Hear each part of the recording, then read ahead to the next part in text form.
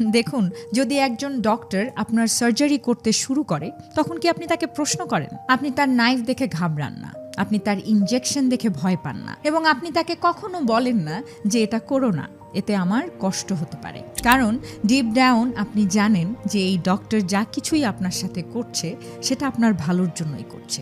ঠিক তেমনি আমাদের সৃষ্টিকর্তা, তিনিও প্রায় আমাদের জীবনের সার্জারি করেন। আমাদের জীবন থেকে কিছু মানুষকে বের করে দেন, কিছু রাস্তা বন্ধ করে দেন, কিছু দুঃখ দেন, কিছু কষ্ট দেন, কিছু সমস্যাও দেন। কিন্তু আসলে সৃষ্টিকর্তা আমাদের শিক্ষা দান করছেন। যে গন্তব্য পর্যন্ত সৃষ্টিকর্তা আমাদের নিয়ে যেতে চান, সেখানে পৌঁছানোর জন্য যেরকম কষ্ট সহ্য করার মতো মানুষ আমাদের হতে হয়, সেই প্রস্তুতি আমাদের থাকে না।